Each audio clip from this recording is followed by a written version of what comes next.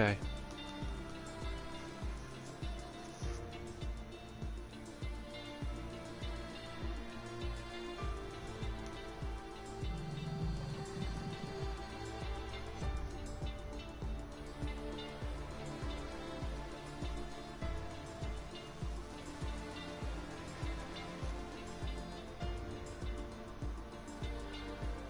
Good evening everyone and welcome along to FRL. We are here for the F3 and F4 social race. It is F1 2021 as we take the Belgian Grand Prix from the Circuit de Spa-Francorchamps. Yes, you may not be due a stream on this channel tonight, but my name is James Hay, going to be taking you through the stream as always, and joining me in the commentary box it is Mr. Ilar Bunty. And Bunty, this is our first chance to see the F1 2021 game in its full and well and true glory. We're here tonight in Spa, of course, but first of all, how are you doing? As you may know, not great. A little bit stressful to get this first F1 2021 race for FRL underway, but it's just nice to be here, see all the familiar names, and a hell of a lot of new names who have been getting in contact with me and joining through the break we had from Abu Dhabi, which I believe was about a month and a half ago. Yeah, about a month and a half ago. It seems like a long time since we were last on F1 2020, but we are on F1 2021, and what I can say is the spectator is a lot different compared to F1 2020 indeed. And looking down the names we have, we've got a few familiar names from F3 last season. We've also got some familiar names from who are returning back to the league as well. So to take you through who is going to be racing here tonight, we've got Jacko, Evil Zook, Cassidy, Bar, Edzak, JB, Matey Boy, not Matty Boy I was going to say, Sepp, Race to Your Death, bit of an interesting name that one, Rackler, we've got Humanoid in the Aston Martin, we've got Tice Power in the AlphaTauri alongside Mr. Aussie, FRL Oliver, that's Oliver Smalley in the Ferrari, Michel Van Dongen in the Williams, Michael F1 in the Alpine, and then myself and Bunty taking you through the action, of course. As spectators, 16 people currently within the lobby, 18 including us, and what we can say, Bunty, of course, is coming into tonight, this is a social race, but we expect that the driving standards are going to be high right from the get-go. You'd like to think so. F3 and F4 in previous seasons have been, well, it's been, I think, as I've said, or announced on the Twitter, back the last time we had 4 tiers in FRL was when we were branded as GHR, which was a hell of a long time ago, and F3, I believe, was about 2 seasons ago, maybe in season 11, where we had, I think, Tish around, Rackler, Michael Van Dongen still. So there's been a massive jumble up with all the tiers, so it's great to see hopefully some maybe less familiar names on the top of the podium. Yeah, and the less we say about the 3 anagrammed letters, the better. GHR, well in the past, surely. Certainly from my perspective, indeed. Looking through the chat as well, good evening to everyone that is tuning in. Oliver Smalley, we've got Sepp in the chat, we've got T-Hawk also in the chat. Jensen says good evening. Petterval also in, you'll be seeing him possibly tomorrow night in the F1, F2 social race. And Ballboy apparently is missing because he's still on GTA. Ballboy, if you're listening to this stream, which probably not, please get on and save us the trouble of trying to chase you down.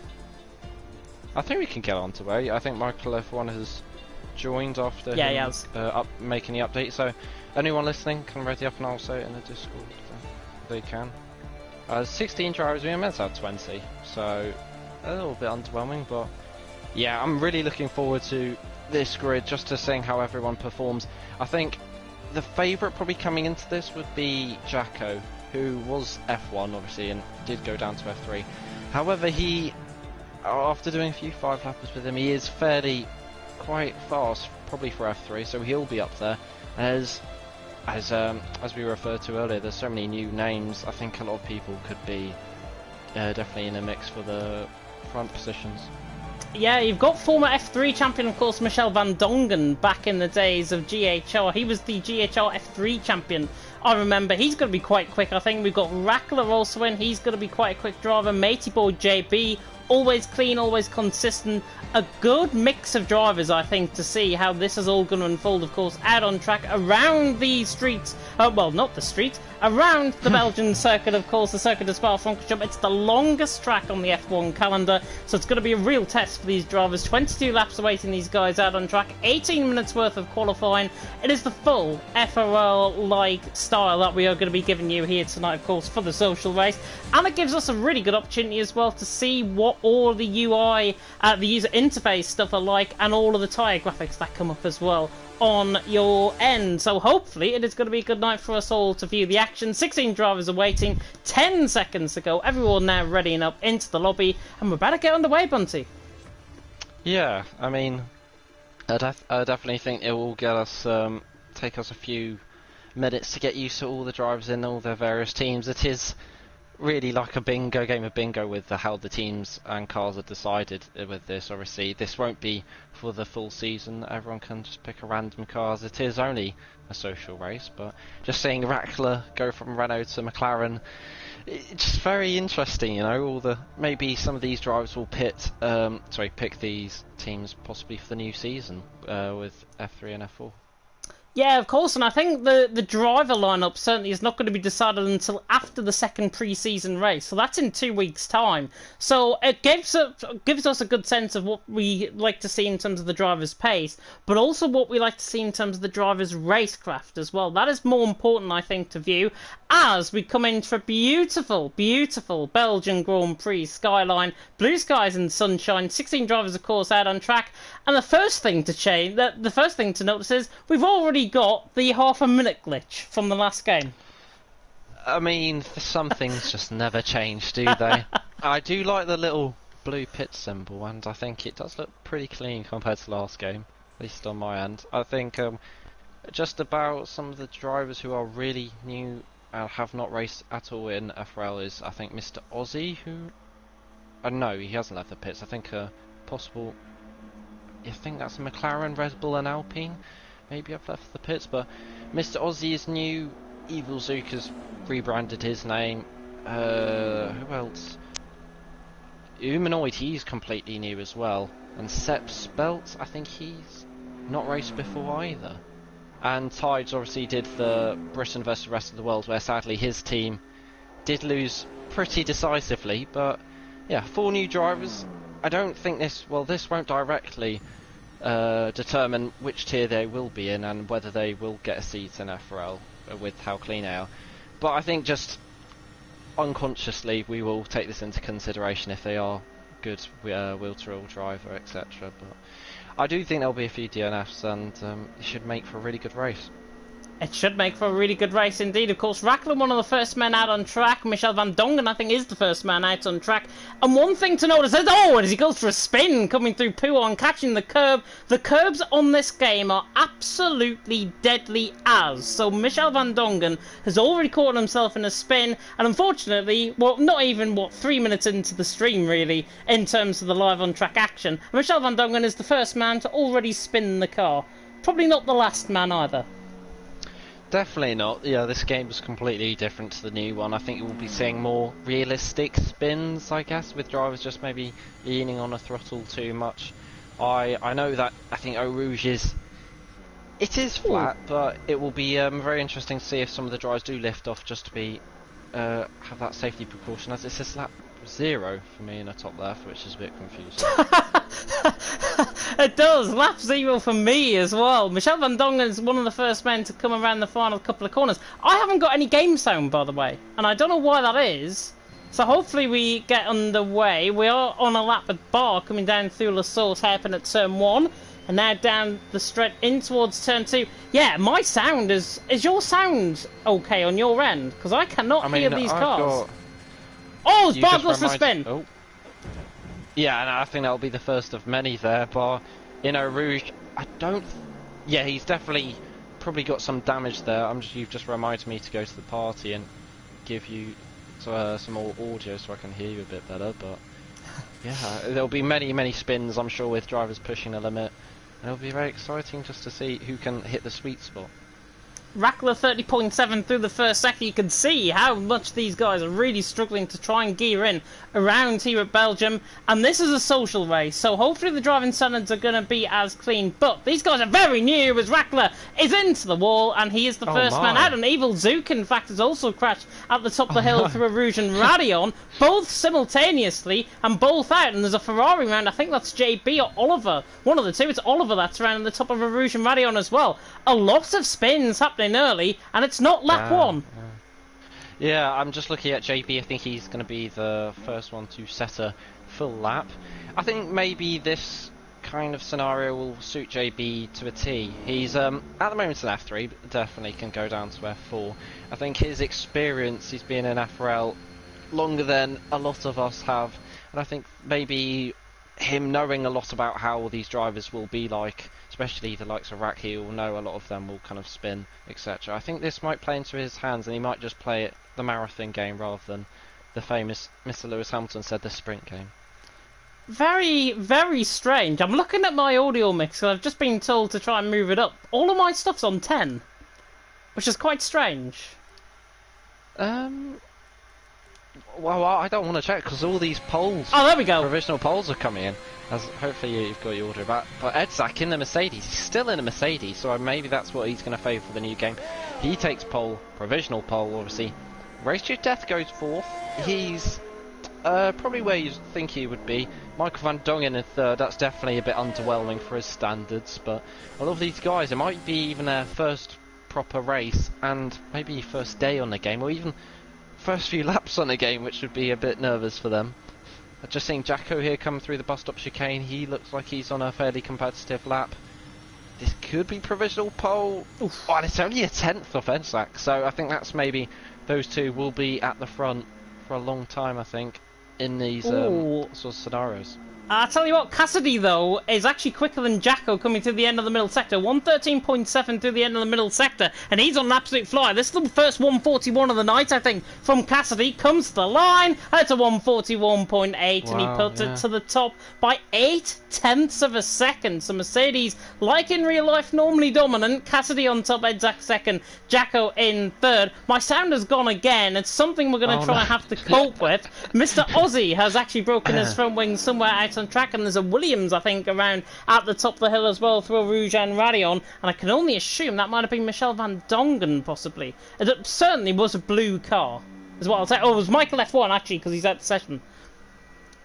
Yeah, I'm just looking at the order of things, and I...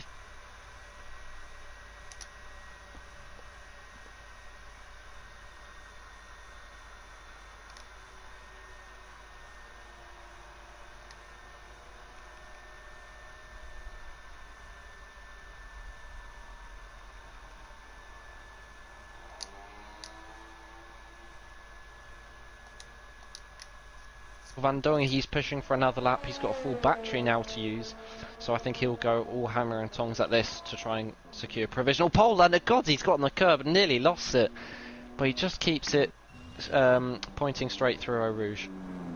Yeah, he does. Matey Ball is on a lap as well, just coming out through Les Combes on the run down in towards Bruxelles corner. Cassidy out on top, Edzak second, Jacko in third. Apologies, by the way, if you didn't hear Bunty there. I had to go blue screen just to change my audio mix. Hopefully that is better. If not, then it's probably a glitch within the game, as Sepp is out of the session as well. So Sepp is also out. And yeah, Michael F1, I think, was the car at the top of the hill, which I mentioned about through a Rouge and Radion, the blue car. No, he is also at the session, and there's 4 DNFs so far. Matey Boy is looking on a good lap here. Actually, he's invalid. Yeah, and once again, we are on lap 3 of this race. So it says. Just looking at Oliver here, he's done a slightly underwhelming first sector.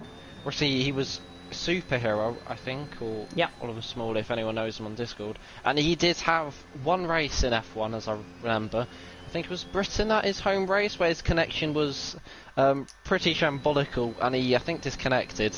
But he managed to race as FRL Oliver in Britain versus the rest of the world, and I think he scored a point as he runs so wide there on the exit of Pouon, just about keeping it valid. So I think he'll be wanting bare minimum a top 5 probably, given the drivers in this he'll rate himself to beat. were you saying any more there? Cassidy's out on top. There's more to say. Yeah, Cassidy's out on top, Edzak second, Jacko in third. We are nearly halfway through qualifying. Tice Power is also at the session now in his car, so he's down there in 11th position. Will not be improving. Only 7 lap times so far. Humanoid, Oliver, and Ozzy still yet to set any lap times. Oliver's coming through the final couple of corners now. He should go around Michel van Dongen sort of area, I think, comes toward the line. And he actually goes 5th ahead of JB. 3rd lap, actually. And looking at the ERS at the bottom left of your screen, the ERS has changed because it's normally on the right hand side compared to F1 2020. It's not now, and I'll give you an indicator of why that is. ERS, the top half is the deployment. The top half is the deployment, and the bottom half is how much energy he's actually consuming throughout the lap. So there's the big difference in terms of the ERS and in terms of the graphics as well. So just a bit of a pointer really to the new ERS display at the bottom left. I mean, I'm very confused. I think Humanoid's on 5%, but I cannot see where. Yes, I'm a bit baffled by that, but I think as you were saying, the top one is deployment. I don't. Yeah, it's just next where the percentage is and where you see the battery. It's just to the right hand side of that. The top one, where all the bars are pretty much going alongside, is the deployment. So that's how much he's got to use up over the lap. And it's cost by the corners, I think. The bottom half is how much he actually doesn't deploy on the brakes. So that's how much he saves up throughout. So top is what he uses, bottom is what he deploys. Yeah. Otherwise, he's got 16% of ERS. If that's too confusing. I've been schooled there, probably like a lot of the viewers, but yeah. Okay, I didn't know that. I'm pretty happy with learning that. But yeah, he's the only American in this whole league, I believe, and he's on a lap at the moment. He comes through the sector split 15.8. I've got a little bit of a sound glitch, but if I go, but I think it's game glitch. It is. But he's going to be, I think, rating his chances from last season into the new season. He didn't score points, I think, at all, but he will definitely be. I think he said he's going to be teaming up with Evil Zoot, so it'll be interesting to see how that pair will do in F4 as he's come around the last corner. It's definitely not provisional pole, but it's going to be 7th. Yeah, Bart sheepishly moves his way up to 7th there. That's terrible. We've started, I'm sorry. Cassidy's on top, Edzak in second, Jacko in third. Jacko's just at the top of Erusian Radion. He's now going to open up the DRS. The DRS has actually been moved forward slightly on this game. It's about 15 metres further forward after they come up the rise at the top of Erusian Radion. Jacko 2 times up through the first sector. Bar is out the session. Yeah, just look at Mr. Aussie here. He's also coming through the second sector split. This will be interesting to see. I think he's slightly faster than Bar, so I think Mr. Aussie's looking at around P7. Another one who's in the AlphaTauri who hasn't done any races yet, so he'll just be taking his time, I guess, to try and get used to what the drives are like. There's only, I mean, there's 1, 2, 3, 4, 5, 6 drivers out, so there's only 10 to actually navigate on this lap, so it's almost like Q3. It is almost like Q3, yeah. Mr. Aussie coming through the final corner. He's going to go around JB sort of area. It's a good lap this from Mr. Aussie. He goes 4th in the AlphaTauri and goes 4th there with a 142.862 on his second lap as well. Cassidy, though, is on a lap. He's a 10th up through the first sector. Jacko was 5 tenths up, however, coming in towards Blanchimont. This next left-hander, of course, out on track, famously where the LMP2 went off just a couple of years ago at the 24 Hours of Spa. Jacko now coming up the hill in towards the bus stop chicane through turns 18 and 19, and Cassidy's out on top, but for how long? I wonder if Jacko can get a really good run out the final corner. Comes to the line, he'll challenge him, but it's not close enough. It's a 142 flat. Cassidy responding 4 tenths up, nearly 5 tenths up in the middle sector. Yeah, this is a flying lap from the Mercedes, man. Cassidy, the Scotsman, is at the moment flying through this lap. He's going to go obviously flat through, let me get that right, Blanchimont, and into the bus stop chicane. He's probably going to use as much curb as he can get away with as he hooks it up quite nicely. Maybe doesn't want to use that exit curb too much, picks up the DRS. Is it going to be provisional pole? It is. Ooh. And it's 6 tenths ahead of Jacko. He's weaving his wheel and he's very happy with that. He is very happy with that, and I would be as well. 141.3 from Cassidy out on top. Jacko in second, Edzak in third, Mr. Aussie in fourth. Michel van Dongen on a lap. Actually, not on a lap. He's invalid. He was 2.1 seconds up, and yeah, it is raining out on track. safe to say Cassidy's got pole, I think. Because I don't think Jacko's pushing. I think he's pushing to get back to the pits, but not on the lap, so I think it's fair to say the Scotsman has got pole. I mean, 6/10 ahead of Jacko. Obviously, they're both F3. Jacko, I would have maybe thought he'd be a little bit further ahead, given last season he was F4. F4? God. F1. But Cassidy, really impressing now. That's scarily fast for F3 as he cuts the corner. I don't think anyone will be a lap time in on a wet track unless they don't have a lap, but looking at everyone, if we do have a dry race, I guess the guys who did DNF and not put in a lap, they can have a free choice of tyres. Yeah, it comes to show us well with this qualifying session who was honed into the game better than others. Cassidy and Jacko and Edzak have certainly honed in better than the likes of Michel van Dongen and Umenoid, who was probably still getting used to the game. So Cassidy has probably picked this game up quicker, and that's why he's so quick at this stage. 141.3, just to put that into perspective, I was commentating on League of Europe around here last year in F1 2020, and Cassidy is about a second, yes, a second, of pole position. And that was in Division 1. Yeah, it's a very respectable lap time there from Cassidy. That's almost just, I mean, it's really fast. I mean, in terms of tier-wise, he could be knocking on a door of F2 for sure, but I think he'd definitely like to be in F3 as Umenoid picked Inters, but I don't think he'll be finding an improvement, to be honest. But I guess if the race is raining, then some drivers might want to get used to the conditions and possibly go out on some pairs of Inters or wets. Edzak's pushing it, coming through in towards Stavilo. He's coming through the end of the middle sector, and yeah, you can tell that the rain is getting into it. He was 1200s up actually on his lap through the first sector, 6/10 down at the end of the middle sector. You can see he is just backed off on his lap, so Edzak will not be improving. Race to your death, down 11th position, has invalidated on his lap, so he's not going to be racing to his death currently out on track. But Cassidy's out on top, Jacko second, Edzak in third, Mr. Aussie in fourth, JB, Matey Boy, Oliver Barr, Michel van Dongen, Umenoid, and Race to Your Death. All the 11 drivers who have set laps: Rackler, Thijs Power, Michael F1, Sepp Spelt, and F1 Evil Zook, all out of the session, and Edzak has also retired from the session as well. I'd hardly doubt that we're going to get any improvements now, because look at how sodden this track actually is. Yeah, I'll tell you what made me a bit self-aware there. Apparently I'm not very loud, but I've got my mic on max volume, so hopefully this is... You can hear be okay. Well, that's an uncool and little dig at me there by T-Hawk, but you know, that's why you get given owner. You can say whatever you like, can't you, T-Hawk?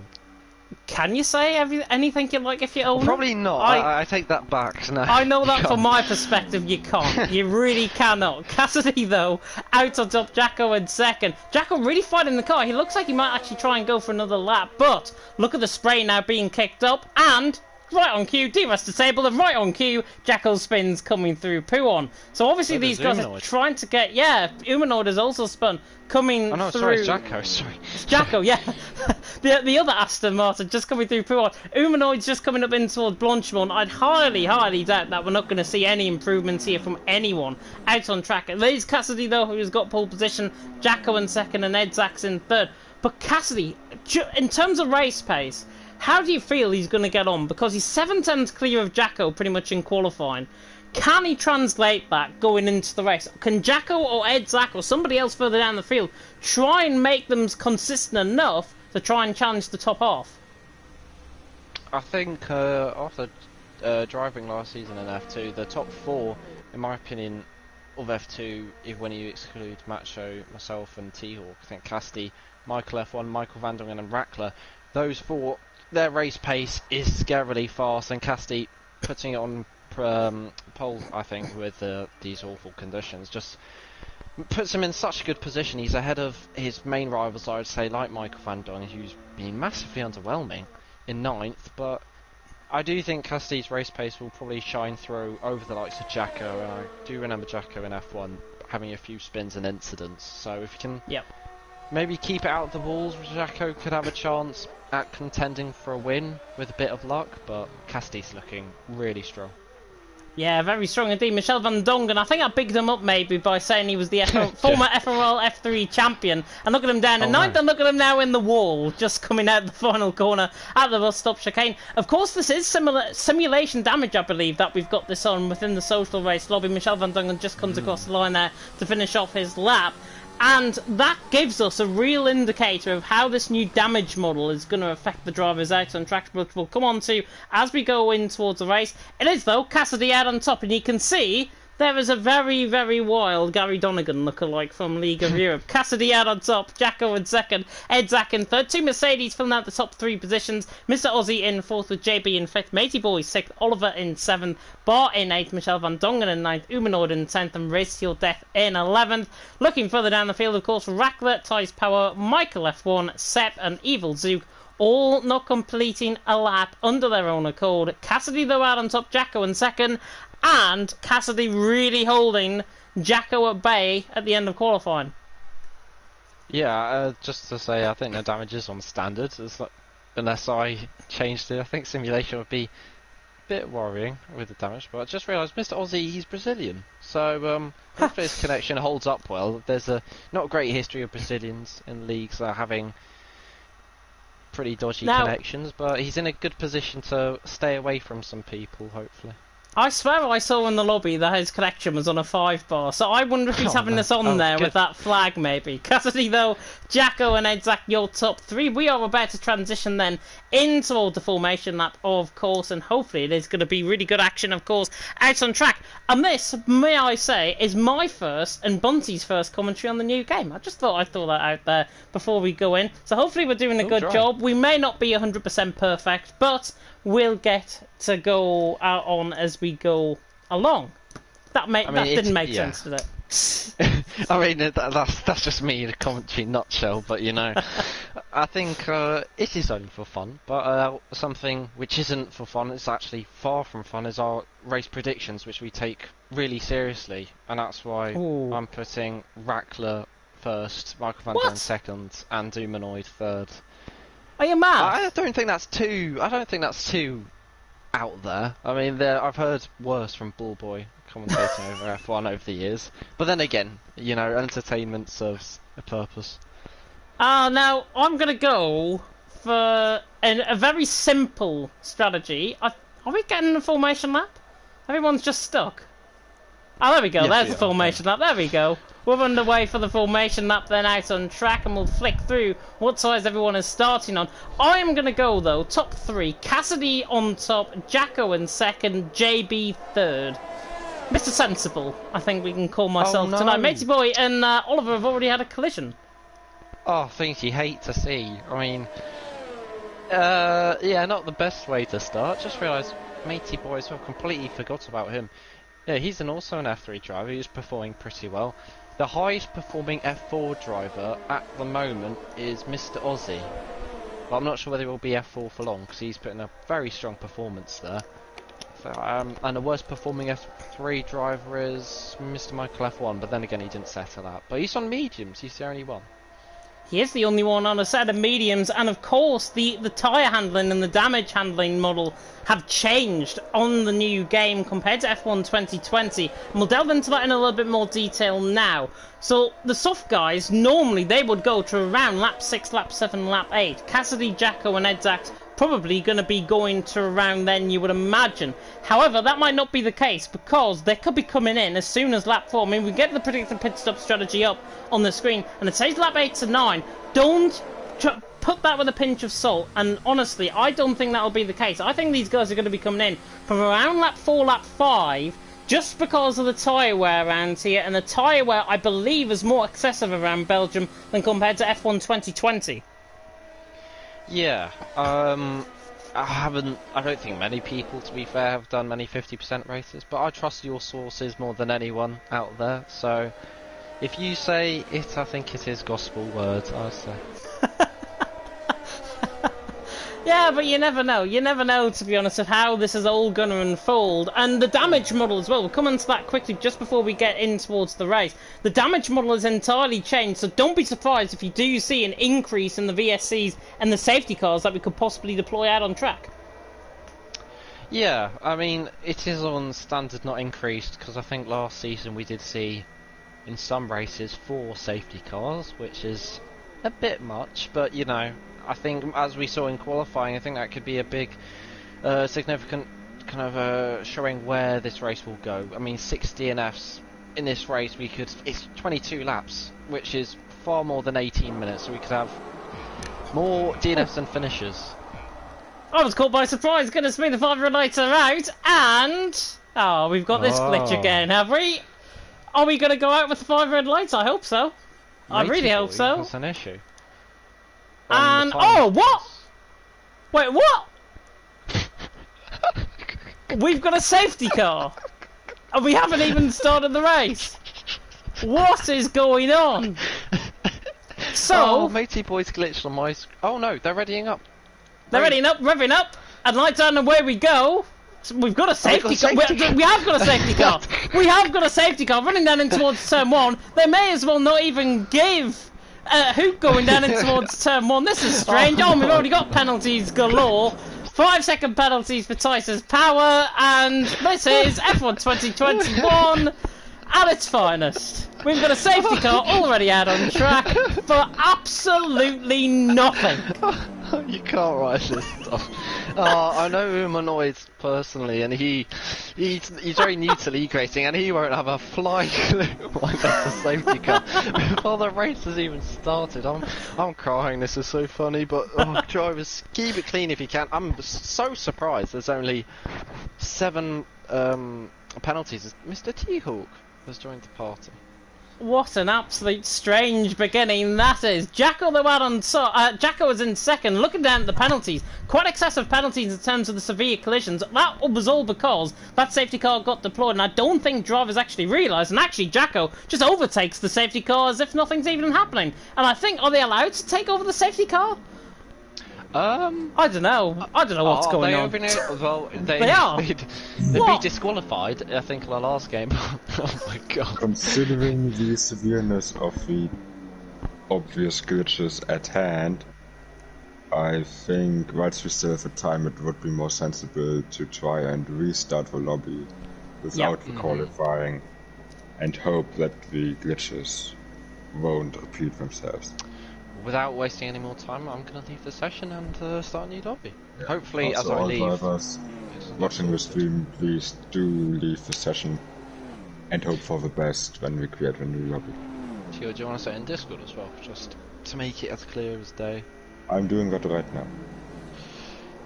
Well, there we are. We have heard it from the man himself, Mr. T-Hawk. We are about to get a restarted lobby. What I am going to do is going to leave this session if I find my way around the new system. And there we go. We have left, and that is just because of the, well, idiotic glitches. I mean, it's, what, we're 4 days into the game being released, basically, and these glitches are come to expect, but I've seen nothing like that ever in my lifetime on a new game just being released. But there we are. Hopefully the glitches will get fixed in due course, and hopefully those penalties will not come back to haunt the drivers as we are about to get in to a restarted race. And speaking of which, Bunty is just in front of me, so I'm just joining up there now.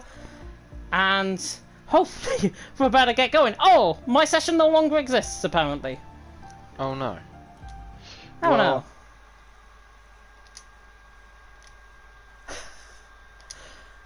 Please. Just everyone joins quite simply, and yes, there we go. So, okay, we've got a driver joining, so that's a good start. And I'm here as well. I think Cassidy was winning, if I'm not mistaken. Yeah. And yeah, it was looking quite good for him.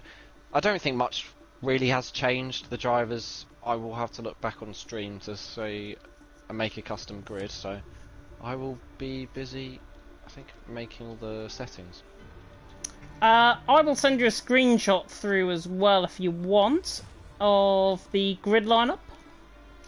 Yes please, yes please. And that'll be a lot easier for you instead of me saying over the stream who's in what position. Well, you'll probably know who's in what position if you looked at qualifying. If you didn't, don't worry, we are here of course for the long run. Ballboy's saying invite as well, so we might have an extra driver there. Well, that makes it interesting with Ballboy as well. I think it was clear. I'm pretty sure it was clear, unless the drivers say in the comments or whatever. I'm very sure it was clear. And Did you not put it on dynamic? Because it looked very cloudy, that. I put it on dynamic for the last lobby, but unless the drivers say otherwise, I don't think there was going to be rain. I can send you a screenshot of the forecast ideally. Matter of fact, I will ask Jaco to do that right now. I will be back in a second. But yeah, I mean, Cassidy did take pole and he was looking really good. He will still look good because he still does have pole, but it will be very interesting to see maybe if Jaco gets the jump. I cannot remember for the life of me who had the better start, as it was on the safety car, but it will be, yeah. I think it was Cassidy that had the better start compared to Jaco. Jaco got off the line well, but it's the second phase of the start that is crucial on this game, and I think Cassidy was leading down in towards turn 1. Obviously then Jaco proceeded to overtake the safety car, and that's why he then led the race. So he was behind Cassidy throughout the first lap entirely. But hopefully, no safety cars are going to be deployed. Hopefully, we're going to get a clean race. It's 22 laps. Hopefully, we're going to be seeing all 22 of them on. And I have sent yourself, Bunty, the grid order through. Yeah, I think we'll just need a few more drivers to join, and then I think that'll be all good. We've only got 6, which is a bit worrying. I should invite people as well. I'll do that. Yeah, I hope they've got the message that there's Rackler joining. So hopefully they've got the message that everything is being restarted. I mean, we did say it over the stream and in Discord as well, so hopefully it is clear to everyone to join. And 8 drivers currently here, but we are expecting maybe more than 16 that were in the lobby originally. And we should be waiting a couple of minutes until we get going. In the meantime, go and make yourself a cup of tea. Go and get yourself some off-track action. And then maybe join us back in about 5 minutes, because we should be ready by then. Okay, I'd like to think. The weather will be cloudy but dry. Approximately clear, there was a 15% rain chance, but there shouldn't be any threat of rain in the race. I think I've got all the light clouds, that should be fine. I think I've got all the settings done. But this is, I guess, the nature of having a new game, to be honest, with all these glitches, you know. I should have just clipped that safety car glitch there and just uploaded it for everyone to see, but there we are. Yeah. There we are. It is laughable. It is laughable. Yeah, it's laughable, but what we've got to bring ourselves down to earth with is that this is quite a new game in its release. I mean, people who had the Deluxe Edition have had this a week.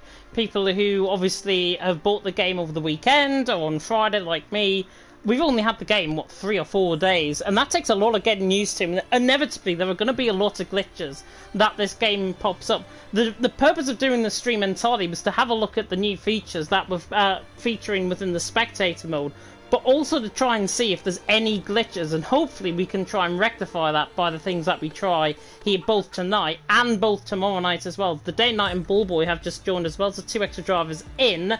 12 drivers currently within the lobby, including us and Bunty, making 14. But hopefully we're going to be getting going very soon indeed.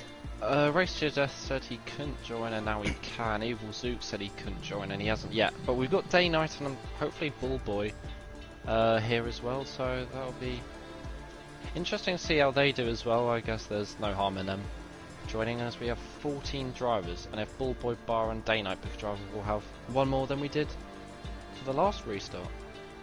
Yeah, Bullboy and Day Night already in the lobby. I can see that on my screen. So we've got 14 here. I think Evil Zook is missing. There's a couple of others that might be missing as well from the previous lobby. But that doesn't mean to say that we will have really good racing, of course, out on track. And if you can't rejoin, restart the application. That is always a good fix to things. Restart the application and make sure you can join the lobby in quick time, because we're going to get going probably in the next couple of minutes or so. But sit back, relax, enjoy the ride, and enjoy the 3rd day of Formula 1 2021 and the first live stream on the channel on the new game. I mean, yeah, it's always great to, I guess, have the first live stream on the new game, but obviously not in this fashion particularly. It's just, I guess it still works out well to have a few new guys join, like Bullboy, who I think has now finally copied the game after being a little bit unprepared, but Yeah, it'll be interesting to see how Bullboy fits into the mix, obviously in F1 as well. Maybe it'll be similar to Jacko, but I think he'll be starting right at the back, along with Dana, but I think he's left. So, yeah, it'll be interesting to see how all these drivers fare. Yeah, Dana Zooks joins, and Bullboy, so if Bullboy could just pick a random car, I think we're ready to go.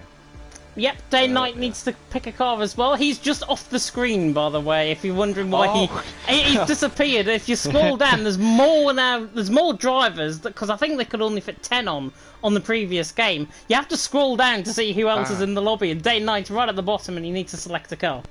I need to also... still requires an invite. Yeah, I was just about to say that, I think. Okay, I'll leave you to do it. If there are any other glitches, you will hear from me again. So hopefully this one. Yeah. Anyway. And there we are. So T-Hawk has just left the party, but that doesn't mean to say we're just a couple of minutes away. Well, 30 seconds away to be exact from getting going once again. I have not done a grid editor, so I will have to. Give me a sec. And Sep, I think, should join. If we can get Sep to join at this. Okay, so just waiting on Sep if anyone's wondering on stream. I've invited him already. I'll invite him again. And then I think I can do the grid editor, so... I'll get it done sooner rather than later in case you forget. That's the big thing. So make sure you're in the lobby to get into the grid editor, basically. Bullboy and Day Knight, because they're new, should be right down the back of the field, one would imagine. So hopefully we're going to be getting that going very shortly indeed. 15 drivers now, and somebody has just left. And it's Day Knight that has just left. Yeah, I don't... I don't think that's a big issue. He doesn't... Yeah, there's not much to say. He does usually do that anyway in F3 and F4. But I think Sep's the only one we're missing unless there's any other things. I'll start the custom grid editor right now. I'll tell you if anybody joins, don't worry. Okay, so it was in the order of Casti, who's in the lead, so I'll move him a place up. Jacko in second, Edzak was in third. In fourth was Mr. Aussie.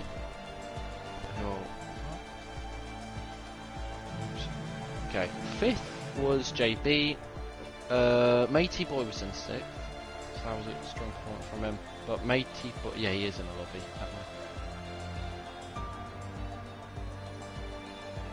And seventh was Oliver, who's also in the lobby, which is good. Eighth was Bar. Ninth was Michael Van Dongen. 10th was Humanoid, who's not here. Okay. He also needs an invite, I see.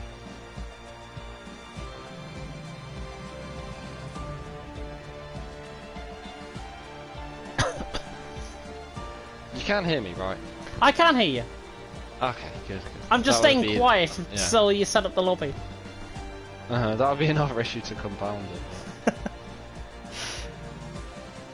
But you know, it's the first stream in the game. Luckily it's not pre-season or round 1, because I think we had this issue in Australia as well, round 12. Day and Night has joined. Sep has joined. Okay. Sep's in Red Bull. As we will be waiting for Mr. Humanoid, I think. As well, we'll... So we've got Bullboy, who's extra, I think, and Day Knight, who are both extra. So Day Knight can select his car, and hopefully Humanoid does join. Yeah, he has. He's in Alpine. I mean, they can switch their cars as well, so we'll probably see other drivers switching cars, maybe. Yeah, Michelle Van Dongen's in a McLaren rather than a Williams, I've noticed. As the Day Knight has also left again, but it shouldn't be an issue. He does seem to be a little bit jumping ship, doesn't he?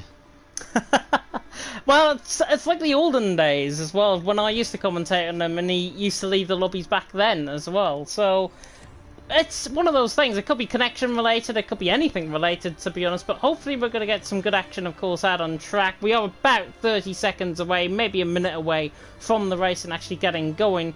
And around a circuit, of course, that is synonymous with action. 1998, remember, full wet conditions.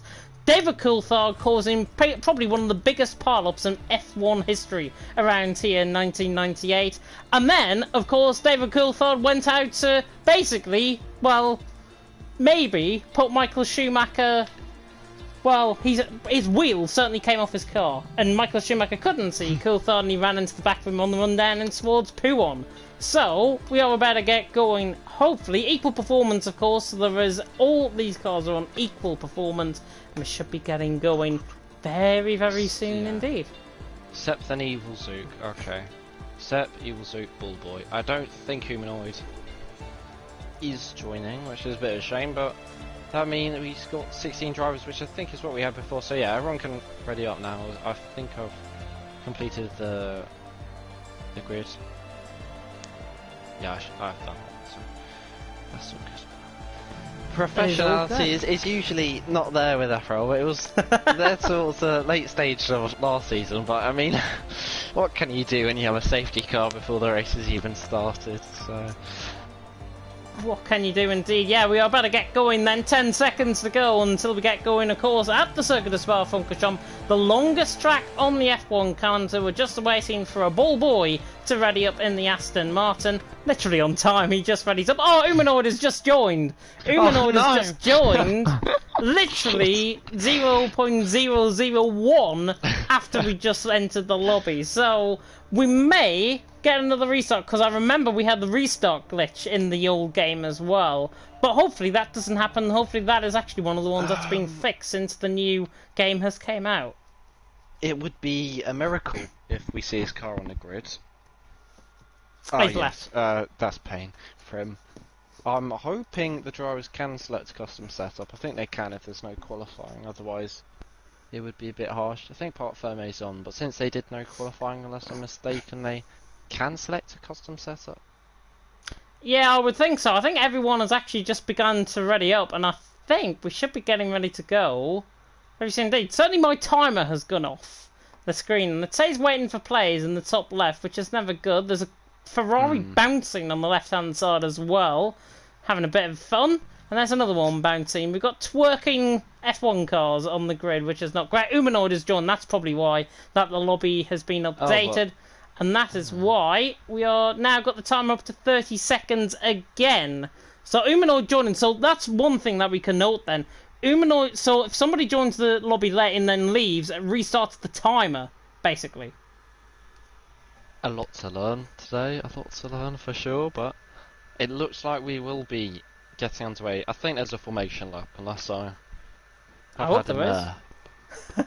I also hope there is, but oh no! Oh no! Oh, the 5 red lights are about to go out here then. In Belgium, no formation lap, but it is. Oh, duds. Oh, it's lights down, away we go. There's a slow start from an AlphaTauri down the midfield, but Cassidy leads down and towards Simon. Jacko around the outside, Edzak on the inside line, and the front three pulled miles clear. Matey Boy going around the outside. There's already contact further down the field. Evil Zook and Sepp, I think, got caught up in an instant. Oliver and Race to Your Death have been caught up in an instant further down the field, but Cassidy leads the way. Jacko second, Edzak in third. There's carnage further down the field, as my co-commentator has said. Edzak, though, on the back of Jacko, running on the back. Jacko, Cassidy trying to weave out of the slipstream, and Cassidy will lead on towards Lecom for the first time. Jacko in second, Edzak in third, Matey Boy in fourth. Further down the field, however, Oliver and Tice Power. Tice Power down the inside line, there's carnage there coming through Lecom, and that is Ballboy that has been sent round. 3-time champion Ballboy sent round. I think he might have got caught up in a contact with Bar, possibly there, if I'm not mistaken. But further down the field, further up the field, I should say, all clean out in front. Cassidy leads, Jacko second, Edzak in third, down and towards Pouon for the first time. Yeah, the Alfa Romeos, they're all over the place. I think they were just bullying Bullboy there a little bit, forcing him Van Dongen's round. As he spun again, just like in qualifying, this time in a McLaren though. The car change isn't serving him well at all. JB making a move stick, or defending, I think, from Rackler. Job done. As Michael F1. On the mediums, he's made brilliant progress here. If he's kept his wing clean, which, by the looks of things, he has. I mean, to be fair, there's also rear wing damage as well in a new damage model, and underfloor, and I think side pod damage. So there's a lot more damage you can get in this game. As Rackler is looking for a move around the outside of the boss or chicane, JB will leave a little bit of space, and he's going to get the inside for the last corner. And it's going to be a brilliant move from Rackler, but JB's not going to fight too hard, and I think he's conceded, and Michael F1 is also going to follow through. But JB, he's actually fighting a lot harder for this. Down the inside, locks up a little bit, but yeah. Nice battle there for the places from 9th to 8th there between all the F3 drivers. Yeah, Oliver is through on Sepp as well. They're having a good battle further down the field. However, Edzak on the back of Jacko, running down in towards the come. Aston Martin against Mercedes, of course, both carrying Mercedes engines. Tice Power is round at the top of the hill through a Rouge and Radeon. Edzak dives it down the inside through Lecom, gets Jacko done, and Jacko now has to settle for third. So Mercedes 1-2, Cassidy leading. Edzak now through to second, the Latvian, and Jacko now the Brit down into third. Matey Boy and Aussie are quite close as well. Michel van Dongen is going side by side with JP on the run down in towards Bruxelles. He's on the inside line, JB on the outside line, Ferrari against McLaren, and it's the papaya coloured car that comes out on top. Van Dongen in 8th, JB in 9th. Ballboy fighting with Bar as well. Yeah, Michael Van Dongen making a really nice move stick there after spinning at this corner. He has kept it, well, he hasn't kept it on track, but he does replicate what Michael F1's doing. But Michael F1 on the mediums, he's looking in good stead here. The only issue is Rackler is 4.7 seconds off Aussie, and it does seem to be somewhat of a 5-horse race, but then again the two Mercedes have a quite big gap between them, as Jacko is going to try and shape for a move here just through Blanchimont, getting very close and into the boss rush chicane. He might try and replicate a Rackler move around the outside, and he just thinks better of it. Yeah, Jacko's more sensible these days. He would have tried to dive it down the inside line there of Edzak, but doesn't get the move done. Van Dongen, by the way, all around the outside, does not get the car stopped, and the back end drops from him, and Van Dongen has managed to rejoin, just about ghosting inside of Evil Zoo, but Michel Van Dongen rejoins in 9th position. Bit of a dangerous rejoin, sure that'll get looked into. Sepp is on the back of Oliver as well. Oliver now under pressure for 13th position, and DRS is not enabled around this lap. I don't know why there was a graphic showing that there was DRS actually enabled. No, it Cassidy, is. though, It is. leading the way. Edzak second, Jacko in third, and actually it's the DRS, sorry, I should say, the DRS graphic that is on the left-hand side, and when they use up the overtake mode, it flashes just to the left-hand side as Mr. Aussie has lost it at Lecom. Yeah, the Brazilian just picked up the throttle a bit too angstily there, and he's going to lose a position or two, I'd imagine. His tyres will be baking those rears, and JB is going to switch to the inside, and I think he just well, Mr. Aussie's gone deep. I think JB broke quite early there. Michael F1's round. Michael F1 is round at the top of Lecom. I don't know. He's reversing all the way down the grass to rejoin. Hopefully he hasn't picked up rear wing damage there. As Michael F1, he rejoins in 15th. He was running well until that point, but takes out the plastic boards on the right-hand side of the track. And now Michael F1 is down in the back with race to your death as well. Jacko, though, all over the back of Edzak, but he cannot get through in the Latvian. Yeah, Edzak at the moment is just absorbing all the pressure from Jacko. He's doing his teammate a massive favour, 2.5 seconds ahead, and it does look like Jacko has the best pace over Edzak at the moment. But Jacko, he does have slightly more battery, but they've both got a lot to be said. 2 DRS zones, so Jacko will be hoping to get the move done sooner rather than later, and then go after the Scotsman.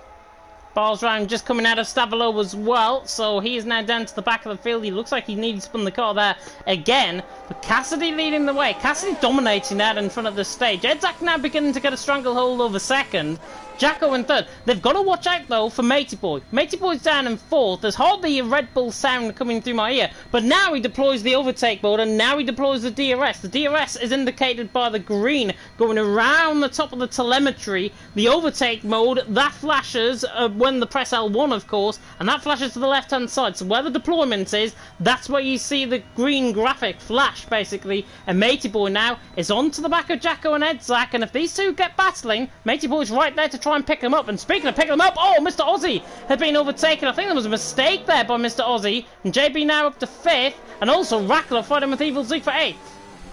Yeah, it looked like again Mr. Aussie just picked up that throttle a little bit too fast at the same corner and lost it, but Matey Boy, he's exceeding expectations as Jacko look for a move there on Edzak, going, I think, side by side, as Edzak might have run a little bit wide through Puon, but Matey Boy is having a stunning race here for fourth, 10 seconds ahead of JB, so he's absolutely left the rest of the field for dead here. The Red Bull, if he can stick in their DRS and just wait, as you said, for them to battle, he's looking in really good stead here for a podium.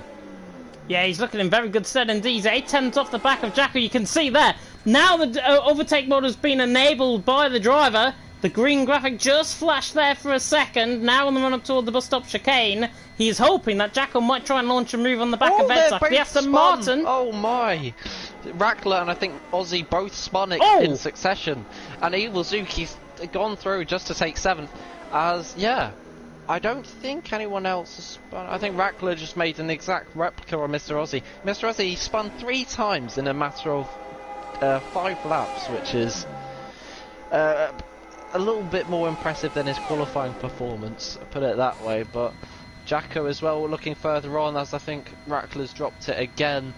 Jacko's going to be putting pressure on Edzak here. He's using his overtake, and Edzak, he's going to go defensive. Is Jacko going to go all the way around the outside? He's going to think about it, but he's just not close enough to make that move stick on a Mercedes.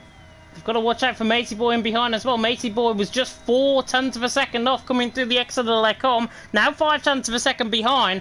But Cassidy leading the way. Edzak and Jacko are now beginning to fight, and that is why the gap has just increased by about 0.6 of a second per lap. Cassidy has got over Edzak at this stage, and we should be seeing the pit stops happen from around this lap onwards. Lap 5 to lap 9, I would say, are probably the pinpoints of where they are going to be pitting out on track. But Cassidy leading the way, Edzak in second, as Michael F1 is through on Sepp. Sepp struggling, maybe with the Red Bull, and the Williams is round, and Edzak is round, actually, coming through Puon. Yeah, Campos section. I think he was looking a little bit nervous in that section of the track. Jacko was always catching him up there. I was just seeing the 3 FRL guys, FRL Evil Zoo, FRL Bullboy and FRL Oliver, all running in the points at the moment, 7th, 8th and 9th. I think Evil Zook only scored 4 points last season in F2 in Hungary when it was a raining race, but he's looking really fast here compared to last season. He's definitely, I think, got used to his no assists, which he's been committing to, and he's only 4 seconds off Michael van Dongen. As you said, he's the F3 quite a long time ago in terms of seasons, but he is the F3 world champion once upon a time. Yeah, I think he was the 2nd FRL F3 champion, if I'm not mistaken. The man. Cassidy's spun! Cassidy has spun at the top of the hill. The 2 Mercedes have both spun in succession on consecutive laps, and that means, as you said, Matey Boy has just picked up the pieces here, and he's in 2nd. And Cassidy does get off a lot lightly compared to Edzak. He's still in 3rd. He does have a wing. On Van Dongen. He's also spun, so there's loads of spinning cars at the moment. Bullboy's going to try and go down the inside of Evil Zook. This is a lovely move here by the Aston Martin. Bullboy just gets into P6, and that's 8 points on his tally. But it doesn't mean anything, as it's a social race. Yeah, for a man who likes to trade himself more for GTA these days, Bullboy's doing quite well in this race. He's up to 6th position, ahead of Evil Zook, Oliver in 8th, and Michel Van Dongen in 9th. Van Dongen, as you said, had spun at the top of the hill, coming through a Rouge and Radion. And what I was about to say, before Cassidy had spun, Van Dongen was the 2nd FRL F3 champion. The first one being a man named Kazizel. Ever heard of him? He's gone on to much greater and better things than back then, but yeah, he's round again. In F1. Oh, no, it's Edzak. Edzak, the Latvian, is having an absolute nightmare after being in 2nd and holding off Jacko really nicely. Jacko's just reaped his rewards of the patience, as you said, which he's gained, and he's now in a lead. As Michael F1 spun it as well, so Matey Boy in. It's a bit of a chaotic race, to say the least, isn't it?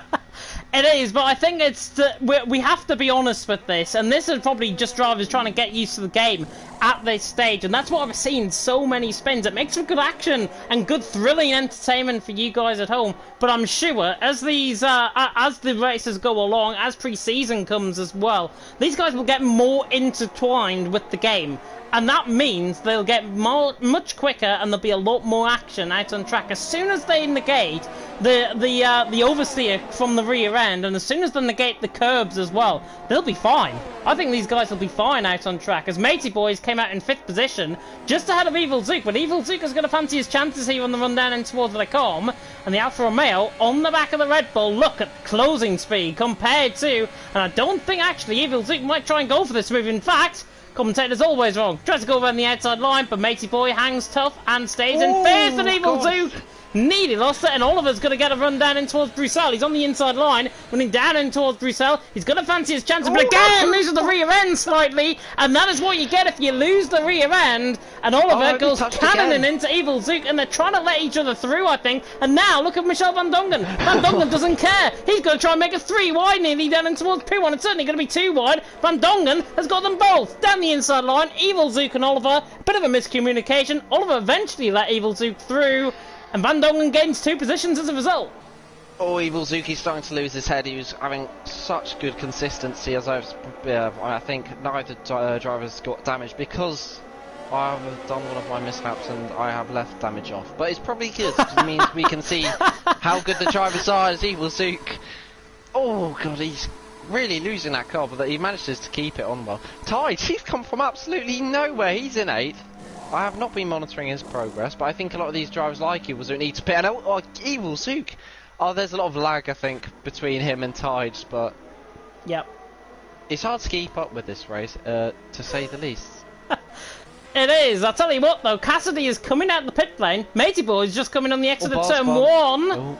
And Cassidy is ahead of Matey Boy by quite a way as well. Nearly a second, I would say, on the run down in towards the Rouge and Radion. And Cassidy now on the back of Bullboy. Bullboy, of course, a 3-time FRL champion, albeit when he had no competition here. Cassidy on the back, though, of him. And the Aston Martin's going to come under pressure. I don't think, however, the Mercedes is close enough this time around onto the back. Somebody that might be, though, JB, is on the back of Mr. Aussie, is raced to your death, and Van Dongen. Van Dongen, I think, has spun. JB, though, on the back of Mr. Aussie. And Mr. Aussie, well, we're on a crazy train here. And JB's through and he's intersected. Look at Michael F1 and Edzak. Nearly down the inside line goes Michael F1. Mr. Aussie tries to hang it tough around the outside. He maintains the position. Edzak and Michael F1 came steaming like a crazy train. Oh, Edzak, he's going to get the big sweep from Michael F1, but he's going to keep his foot to the floor, and really ballsy move there from Edzak, making a move on Michael F1. And Michael F1, he's just been a little bit too, I guess, rash in this race, as I think that's Rackler spinning as Bar, I think, spun so many. Oh, and he's gone again, Bar. He's already been lapped, and he's definitely not having a good time. He needs to be a little bit easier with that throttle pedal, as I imagine his tyres are hotter than the sun, probably. That's a good one. Cassidy's on the back of Bullboy, however, for second, and look at him. He's going to look to the outside line into the bus stop chicane. This is late on the brakes from the Mercedes. Tries to go away around the outside.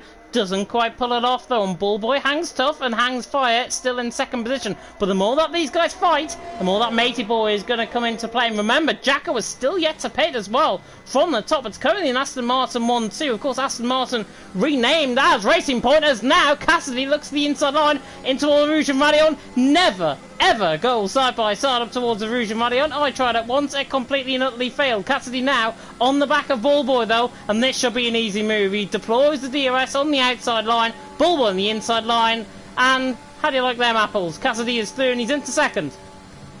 Yeah, Bullboy's a merchant at defending, I think, at this point, after all those F1 races being overtaken. But to be fair, it will be very competitive, as you're seeing, from the back of the grid, more or less, to P3. Obviously hasn't made a stop, but he's going to filter through quite nicely into the points. I think he'll emerge probably around Edzak, Michael Van Dongen range, or somewhere in between.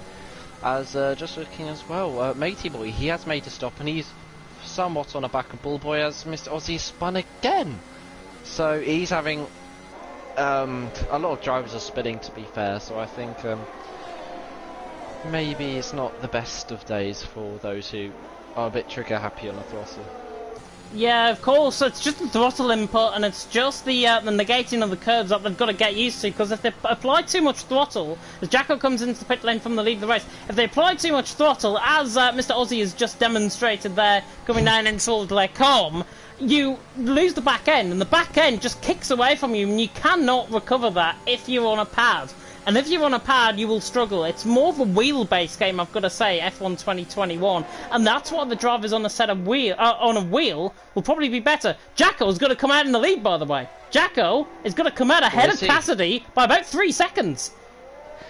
Cassidy performing a massive undercut, but Jacko here, he's going to have, well, 2 lap old or 2 lap newer tyres than Cassidy, and a 2-second lead. Oh, I tell you what. Michael's going side by side with JB. Sorry to cut in down the inside line. The Alpine goes on the Ferrari. Job done. Michael F1 through on 9-lap old mediums. Still yet to pit. Has just got through on JB as Ballboy has been overtaken by Matey Boy. Yeah, good move there from Matey Boy. He's all over the back of Ballboy. And oh no, never mind. He spun. Yeah, he has spun. I think that's the first mistake of his race. But he's still, after that pit stop, going to be in P3 in a podium spot, but his closest contender is JB, who's I think a whopping more or less 10 seconds back. As Michael F1, he's going to try and go around the outside of the downhill right-hander, and he's going to leave space as well. If they can keep it clean, it's going to be a worldie of a move. They're still going side by side, but Seth goes wide, and now JB is going to try and have a bite of this into P1.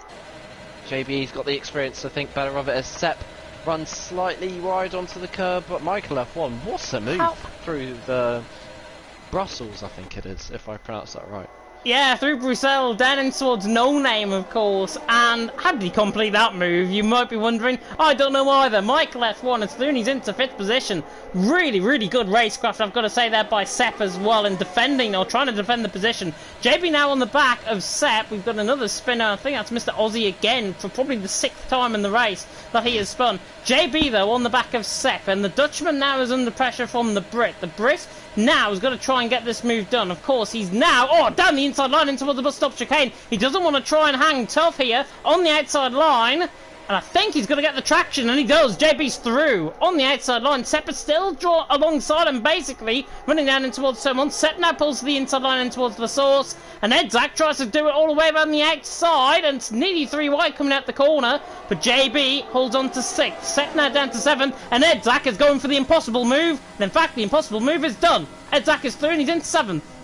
Yeah, that is a very, very ambitious move, but Sepp has also got the DRS here, and a lot more DRS, and he's going to get a double overtake. They're going to go 3 wide, and JB's been mugged off there, and Sepp is going to take 6 for now, but Edzak is not going to go. How late is he? How late was he on the brakes? Yeah. Wow. Well, so much later than Sepp there, the Mercedes man, and he has made a pit stop, so he is looking to chase after Matey Boy, who is on about JB 7 seconds ahead as JB makes me through Brussels. And JB there, he said, I think after last season, he's not here to make up the numbers, and he's running really well in this race, showing his experience off well among some drivers. I don't think he would be this close to Edzak last season, so he's definitely found some good pace on this new game. Yeah, he's not in it for the numbers at all, and I've got to say, JB's a net P5 at this stage. He's behind Edzak, he's behind Matey Boy. These guys are going to probably catch Matey Boy before the end of the race, because they've got the tyre advantage at this stage. And the mediums may probably go towards the end of the race. It depends, though, on how this is all going to unfold, of course, out on track. I think that's Tice Power that is round, coming at the end of Les Combes, down in towards Bruxelles. So he has just spun, and Rackler has gained time.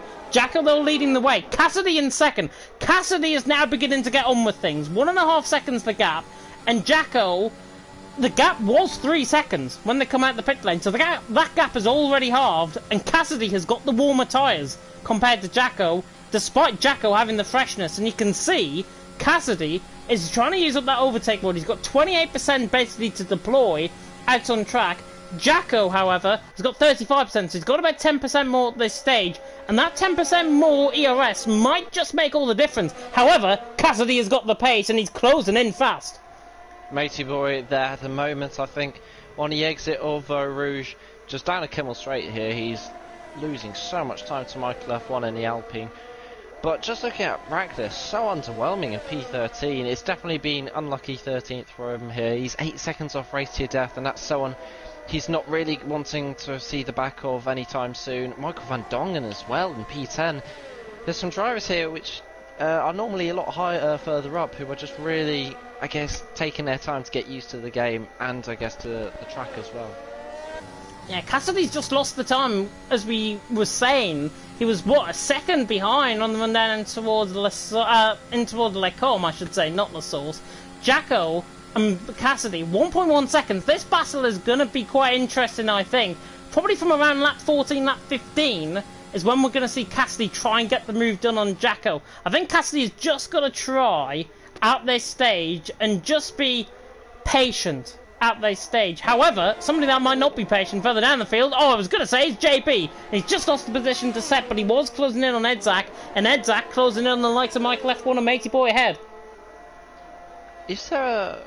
I'm very confused. I think Sep, yeah, he started on these tyres and he's doing a really good job on the mediums. I think he's obviously a little bit further back than Michael F1, who's his climb spot on the mediums as well, as we got yellow flags all round. And I've probably not turned on the safety car as well, to be honest, with all these yellow flags. But as things stand, just looking at the order, I think we'll be expecting the likes of Ballboy to pit fairly soon and box for a pair of sauce. I think he'll be making a really good charge into the top scoring point positions, maybe P7, P6, but... Here's Michael F1, yet to pit. Charging at Matey Boy, so good in Michael down the inside line of Matey Boy, absolutely charged on him. The Alpine is through on the Red Bull, two very similar looking cars, but the Alpine is through, formerly known as Renault, of course, and Michael just came, literally, it was like he was shot out of a bullet. Shot out of a gun. A bullet shot out of a gun, is what I should say. Michael Thune's into fourth. Tyres Power had to reset the track there, obviously it's only a social race, but two Alpha Tauris came to blows there through the Camel Straight. Wasn't even a corner through Blanchimont, they just tapped each other, and they both had pretty dire races, to be fair. I think Tyres has the potential to be quite a good driver, as Race to Death is being overtaken by Rack, who's finally starting to find his feet again, but Cassidy's now just nabbing, I think he's going to be in a DRS of Jacko, and it's going to be a big turning point throughout the whole of the race, as he's definitely going to be able to lure Jacko in if he can get DRS for the Camel Straight. Matey Boy's on the back of Michael F1 coming through Blanchimont, and he's trying to size this up. He's hardly got any ERS left. Has he got the brakes though? I think Matey Boy's going to wait in behind. They've got to be careful because Edzak has got quicker pace compared to Matey Boy. And I did say JP will probably catch him before the end of the race as well. That's still on. There's still 8 more laps to go. Well, 9 more if you're being picky. Jacko leading the way though. Cassidy in second.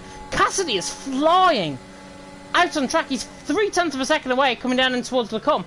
The gap I saw coming across the line was 1.1 seconds, so Cassidy is quicker through the first sector. I wonder if he's got more of a straight line speed set up on, and then in the corners, Jacko begins to pull away. I think that's what the case is. He spun. I think Cassidy just showing the power of the DRS on this game, as JB just gracefully goes past Matey Boy, and JB's now into a strong position, so when Michael F1 and Bullboy pit, JB will be in P4. So if there's another spinner, maybe like Edzak, JB will get a podium, and I think that would be... It's not been a massively long time. I think last season in China he did manage to secure P2 in a Red Bull. Bit odd him being in a Ferrari something. If he picks it for the new season, I think a lot of people will have to get used to, but he's running a really strong race here, JB is. He is indeed, down in 6th position, of course. Despite that spin, he's still 6.3 seconds off the back of Edzak, and now actually Edzak is on the back of Michael F1, and I wonder if he's going to try and go for this move for P4, coming through Stavilo on the run up towards Blanchimont, and then toward the bus stop chicane. Jacko, though, leading the way. Cassidy in second, Bullboy in third. Bullboy and Michael F1 should dive into the pit lane, I would imagine, from around this lap onwards, because the softs only last 6 or 7 laps around here. There's a McLaren that's half round coming through Pouon. I think that might have been Rackler. Bullboy is in. Wonder if Michael F1's going to come in as well. He may as well, because Edzak is right on the back of him, down into the bus stop chicane, and Michael F1 stays out. Edzak trying to get the move done the easy way, it seems. Edzak is just hanging on to the DRS of Michael F1. I think he'll be setting himself up nicely for an overtake here into Les Combes, but yeah, he's got really good traction here. He's got a lot more ERS than Michael F1. These two have battled a lot in F2, and Edzak in the championship he was third, so I think he's got good form coming into this race from last season, and he seems to have the pace as well. I think the Latvian's going to pick up the DRS and use overtake. Michael F1's also going to try and use overtake, but into Lecom, Edzak is going to go around the outside, just going to be ahead under braking. He's going to brake later, and it's a good move for the podium positions. Yeah, Edzak through and he's into third position. I've got to be honest and say, he is the king of the late breakers here tonight. And a brilliant move once again by the Latvian. And now Ballboy is going to be king of the late breakers! But he spins Matey Boy and doesn't leave him any room. It's like Verstappen and Hamilton yesterday. Ballboy through and he's into sixth. Matey Boy through and he's into seventh. And I will not draw any arguments within the Discord now that I've just mentioned that. But Jacko leads the way, Cassidy second, Edzak in third, Michael in fourth. I'll be honest, and I might be controversial when I say this about yesterday's incident. I think it was both of their faults, to be honest. Verstappen took the natural racing line and Hamilton was on the inside line, and to a degree, it was Verstappen's fault because he had more room on the left to try and go. Wait, that's all I'm saying. Michael's on the back of Edzak. Yeah, moving swiftly onwards. I mean, yeah, Ballboy on the softs here, he's going to make a massive charge towards JB. He's got loads of battery, he's got much better tyres than JB, 6 laps fresher, better compounded tyre. Ballboy's going to, I think, maybe make a charge with Michael F1 not pitting. He could easily get P4 here, as Michael F1 is probably going to be around P7, P8. Oliver's been very much under the radar. I don't think he's spun much, but he has really not had the pace throughout the races. Jacko, he's been overtaken by Cassidy into Lecom, but Cassidy's lost it here, and Jacko, he nabs the grass and he's all over the place squirrely. And Jacko has been overtaken by Cassidy. I was completely oblivious, to be honest, of the battle for the lead. So Cassidy is through. Tice Power has retired out on track. Disappointing to see. Hopefully he will retire coming into the pit lane, going into pre-season. Jacko, though, on the back of Cassidy. 4/10 of a second, and now Cassidy has got the pace over Jacko. It's just about whether he can use the corners to his effect. Jacko has got to use his pace to good effect. He's got more of a straight line speed setup on. I know for a fact he does. And Cassidy has got more of a cornering setup, and that is why Cassidy is so quick through the corners. And Jacko, he has to try and reply back, as Oliver and Matey Boy have had a bit of a collision. I think Matey Boy has been spun there twice now, coming through the exit of Lecom, and the Red Bull down into 9th position. I don't know, Matey Boy, I don't know why he's on the hards. I think the mediums would have been a better choice, but he went really well on the softs, just being with the leaders, and now he's going to be overtaken by his teammate in a Red Bull, fresh softs. This is going to be fairly close. Matey Boy's going to back off. He's going to try and get the under and over here on the hard tyres, which are also worn. I think Sepp's just trying to weave to tell him to back off so their team can get a bit further up the field, but Michael Van Zongen's also making a little bit of a late charge towards the big points playing position. Says Ballboy, he's setting up for a move on JB. Yeah, I was going to say, watch out for Ballboy towards the end of this race. The Aston Martin now on the back of the Ferrari. T-Hawk, by the way, saying, last time JB was in a Ferrari, he was his teammate in GT Sport when he was his teammate back then. This, of course, is an entirely different game. Ballboy on the back of JB, and the Tifosi will be looking to try and out-battle and outgun the 3-time FRL champion around here, of course, in Belgium. The spots fly into the driver's face there, coming now through in towards Lecom, and I've got to say, this is the easiest move you'll see all night. Ballboy absolutely sails on by JB, as if he's not even there, and Ballboy's through and he's into 4th. 8.6 seconds to Edzak. I think he can do it. Yeah, I mean, I'm going to use the most used F1 joke ever. That was like taking candy from a child there for P4 there. But Jacko, he's all over the back of Cassidy through Lecom, and now he's just still sticking with him. I think Jacko, maybe with those tyres, is going to come on strong towards the back end of the race. With just 5 laps left, it might swing more into Jacko's favour later on. It may swing in towards his favour, and to be honest, I think it's swinging into his favour now, because the fresher mediums that Jacko was good on, he's got 2 lap fresher mediums around here. That's normally about 9 or 10% over the 2 laps that he's got inferior to Cassidy. Cassidy has probably got 10% more worn tyres at this stage compared to Jacko. And look at under the brakes. Jacko has got so much confidence under the brakes. He tries to get close. He shouldn't use up his overtake mode, though, to good effect. This will be the move now down in towards Lecom for the lead of the race. Jacko right on the back of Cassidy. Back backs off the throttle. You can't take that flat out now like you can in F1 2020. But Jacko now on the back of Cassidy, and Cassidy tries to break the toe desperately, running down the straight. Jacko, it's not close enough though. Jacko sails on by, and the Aston Martin is through on the Mercedes. The Mercedes tries to battle back, but Jacko is through, and he's into the lead of the race. Cassidy now down to second, and Jacko, his fresher tyres are now suddenly becoming into play. Yeah, both Aston Martins are on fresher tyres compared to the Mercedes, and they're both flying at the moment. Ballboy saying, I think, 3 fastest laps probably now in a row. He's just charging on that Edzak here, but I think that gap is just going to be a bit too hard and a bit too far and a bit too much of a challenge to mount here, as JB is also running on strong, but Michael F1 is another driver on fresh sauce who's probably going to be really, really rapid with the low fuel as well in the car. He's definitely going to be overtaking JB anytime soon. Yeah, and of course, we really hope you are enjoying the action, by the way, tonight. Here for the F3, F4 social race. The F1, F2 social race is going to come, of course, tomorrow night. And I believe it's myself and yourself again in the commentary box. Is it? Yeah, I mean, hopefully the viewers don't mind us doing it again, but I think if I get the settings right and the glitches from Codemasters are a little bit less evident in the race tomorrow, hopefully we'll have a little bit more of a cleaner experience throughout the whole of the stream tomorrow. Yeah, it might be the case where we just chop and change the settings, to be honest, from tonight and just see what works and what doesn't according to the glitches within the game, basically, and that's how I think we should define what should be happening out on track. Ballboy, by the way, is not catching Edzak very quickly indeed. There's a spinner at the top of the hill. I thought that was Jacko going off, but now Cassidy is going to try and repay the favour. The Mercedes right on the back of the Aston Martin, running down the straight, down in towards Lecom, nearly banging wheels. A little bit of lag there from Jacko, but Cassidy is back through and he's into the lead of the race. And I wonder if this is going to be a battle that we are going to see raging on all season long here in FRL. Cassidy leads with 4 laps to go, 3.5 if you're being picky. Yeah, Michael F1 here, he's going to just for the DRS detection point before using all his overtake towards JB. JB in a Ferrari, his lights already flashing, he's under 10% I think. He's trying to use all the overtake, but it's just a hopeless defence here as Michael F1 goes sailing by. I think Michael F1 is just going to be, once again, a bit too far behind Ballboy, and it'll be actually interesting to see whether that gap towards Ballboy goes up or down, as it seems to be that Michael F1 is the faster driver. Ballboy having a really good race from the back, because there's another McLaren to spin, and I reckon it's Rackler, and it is Rackler who's had a horrendous race, to be fairly honest. Hopefully in pre-season he's a little bit more competitive. Look at who's behind them.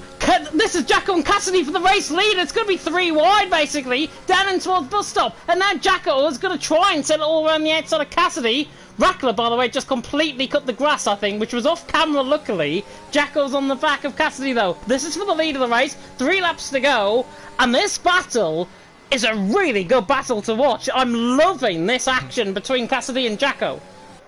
Yeah, it's a really, really good watch for sure. The Scotsman on the break going right at it. And Jacko here, he's all over the back of Cassidy. He's surely going to just, I think, he has a massive moment. But he's still got DRS and he's still going to use the overtake. He's going to try and get as close as he can, but Cassidy survives another day, and that means I think Jacko will only have lap 21 and lap 22, so 2 more attempts should go at Cassidy, unless he gets a brilliant launch off Stavolo into Blanchimont. But Cassidy going really well here. I think with the use of DRS it's very hard to defend, but he's making it work, I think. Yeah, Jacko, him going up into 8th gear, what cost him there, down in towards the Rouge and Radion. At the top of the hill, he just overshot, basically, Radion, and that's why you saw him go out wide, nearly like one of the Porsches in GT3, I think, a couple of years ago around here in Spa. But Cassidy leading the way. Jacko was just going to try and pull himself together now, and actually Cassidy has spun, and that is now Jacko in the race lead and probably on for a race win. Yeah, I mean, it's great to see Jacko or Cassidy win, but Jacko is going to be smiling to himself to finally be in the top step of the podium. He doesn't care if it's a social race. He'll be gleaming under that helmet. But Cassidy, I think he's thrown away his hopes as McLaren spins again, and it is Rackler, and it's Michael Van Dongen as well, so both McLarens in succession I think ghosted there, because they maybe did spin. But just look at the gap, actually. Michael F1, he's closed down Ballboy by crazy amount. Bullboy has a lot more ERS here, which I think he should use. Otherwise, he's going to be coming under enormous pressure from Michael F1, who seems to be probably, I think, a second plus faster per lap. Now this is interesting though. Cassidy's came into the pit lane for a set of softs. I wonder if he is going to be battling with Edzax right towards the end of the race. Is he going to be rejoining beside Edzax? Edzax is coming past the pit lane now. I think Edzax might just be ahead here. Cassidy wall rides coming out the pit lane. I don't think he cares, and actually Cassidy's got ahead of him. So Cassidy has got ahead of Edzax, but both Mercedes are going to battle around here in Belgium. Last time that happened? I mean, Edzax would like to think that. I think he's just too far back to launch any kind of attack as Michael F1. He's not going to get DRS, which is a bit of a dagger in his side there, especially against Bullboy, because Bullboy, with his consistency and good defensive skills as he's shown, I think he'll be able to just, with the ERS as well, probably in the last lap, just be able to just about stay ahead of Michael F1 in the Alpine, as he's really pushing Bullboy hard here through Brussels. He's just 6 tenths away, and I think that gap about 4 laps ago was more like 5 seconds, so Michael F1, he has really good pace here at the back of the race, even though he is on softs. He does seem to be the fastest man on source, but that will all change as Cassidy will go for fastest lap, I'm sure.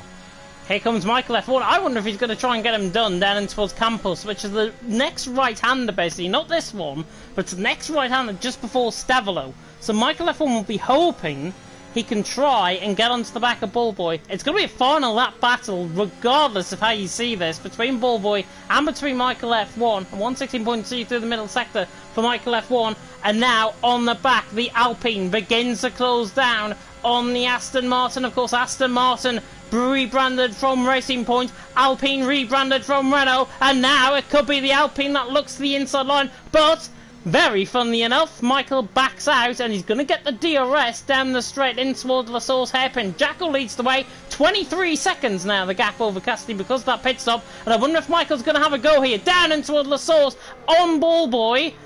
I think just hang back and go for the move maybe, down in towards Rouge and Radion, but he's got the move done.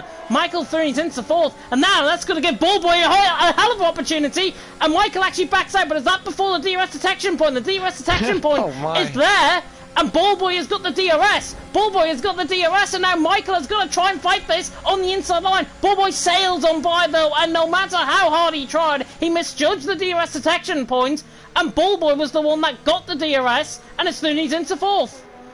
I think Bullboy's the most successful FRL driver. Oh, look at this! But Michael F1, he's going to go steaming down the inside into Brussels on the Aston Martin. Bullboy's going to try and fight around the outside, and he's going to just not be able to be close enough. But brilliant! Still, as he spins, and JB now might get fifth. Oh, Michael's waiting up. Michael's waiting up for him. Yeah, I think that's fair, but Bullboy keeps on spinning. I think Michael F1 might get caught out here. JB's managed to gain 2 positions in a matter of 2 corners here, purely by Michael F1 and Bullboy waiting up, but that's quite nice of Michael F1 there. Here's Jacko around the final corner. They're coming across the line to win here in the social race of Belgium. My God, it was a bit of a topsy-turvy race, we'll say that. Cassidy is going to be coming across the line in second. He's absolutely flown. He's going to get the fastest lap, I think. You'll see it indicate purple. Cassidy will round the final corner. He'll come across the line. Mauricio Def, by the way, has got a 5-second time penalty, an unserved one. Cassidy across the line in second.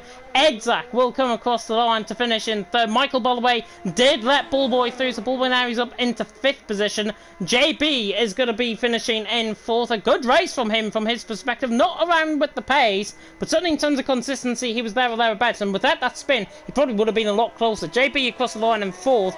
Bullboy is hanging off the attention here of Michael F1, who is still catching him on the run up towards the final corner at the bus stop chicane. I don't think he's going to be close enough. Rackler, by the way, disconnected. He is going to be coming across the line to finish in 13th. And Bullboy just about is going to finish in 5th. Michael finishes in 6th. I thought Michael was going to try and pip him to the line. Michael's got Oliver. Oliver's run out of fuel. That is awful for Oliver. And I've just seen him.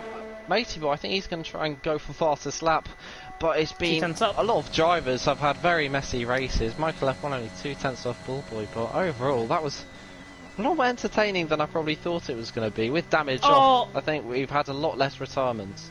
Matey Boy is not going to get the fastest lap. He nearly spun coming out the bus stop chicane, and he probably wouldn't have been anywhere near the pace, even if he didn't make that mistake either. So Matey Boy comes across the line, not to get the fastest lap. The driver of the day is awarded by the in-game fans, FRL Bullboy 57. I think that's fair, probably, from the back of the grid. But then again, I think a lot of people would expect that of Bullboy. I've earned a trophy called I Like to Watch. I do like to watch, and I like to commentate as well. And to the top step of the podium goes Jacko, who is looking like a very young Aiden Jackson there, if I've got to be honest, as he now comes to the top step of the podium. The podium celebrations, the champagne and the confetti flows, and Jacko has won the social race. I wonder if that's going to set him in good stead. Of course, a pre-season happening in the next 2 weeks around, well, Bahrain next week. Yeah, definitely thinking pre-season and probably the full season. He's going to be going for that Aston Martin because he's had a massive turn of pace here from F1. But yeah, brilliant win from Jacko. Very clean race and consistent as well. But look at the fastest lap difference between Cassidy and Jacko. It's Jacko who takes the win. Cassidy finishes in second. Cassidy's lap times are 1:42.2. Yeah, he had a fastest lap and he came into the pit lane late on. But Jacko's a 1:44.8.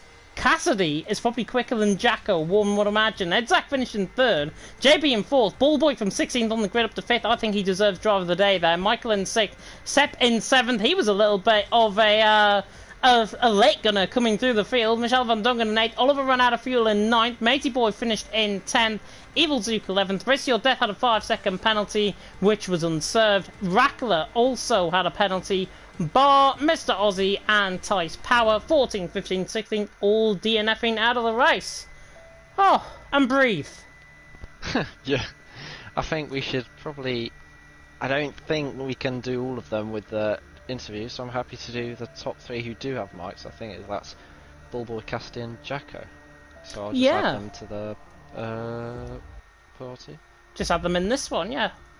That's absolutely fine. And I will whet your appetite even further because the calendar, of course, was announced earlier on in the week. And from Belgium, we go to Bahrain next week for the first pre-season race. Both F1 and F2 and F3 and F4 are going to be live. F3 and F4, of course, on a Monday night at 7 o'clock. F1 and F2 on a Tuesday night, of course, at 7 PM as well. We've got Spain for second pre-season testing. And then, 3 weeks' time, we go to Bahrain once again for the first round of the championship, with China, Spain and Monaco to follow that as well. And, just a note in your diaries, the British Grand Prix is around the 11th and 12th of October, and the final round in Abu Dhabi, the 7th and 8th of February. Yeah, we're in this for the long run. Yeah, for sure. 24 races, that's going to be the longest FRL calendar ever. It means, I think, for a fairly shorter second season as Jacko joins the party, and just waiting on Cassidy and Mr. Bullboy himself. But James, I guess you can interview the race winner, and I'll interview Cassidy. Judging by the fan that he's got on in the background, I'm guessing he's sweating after that race. It is Jacko, who was won, of course, here in Belgium. And Jacko, first of all, that seemed quite lucky, to be honest, because Cassidy had the pace. Well, yeah, I don't really know where to start. I don't know if you caught it on stream, but the last sort of 10 laps, we were just sort of overtaking each other.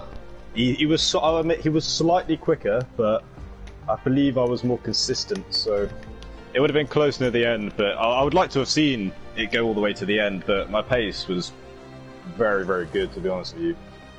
Yeah, you had 2 lap fresher tyres compared to Cassidy as well, and I think that came in very well indeed in the final 3 or 4 laps, because we saw you overtaking constantly between you, both of yous.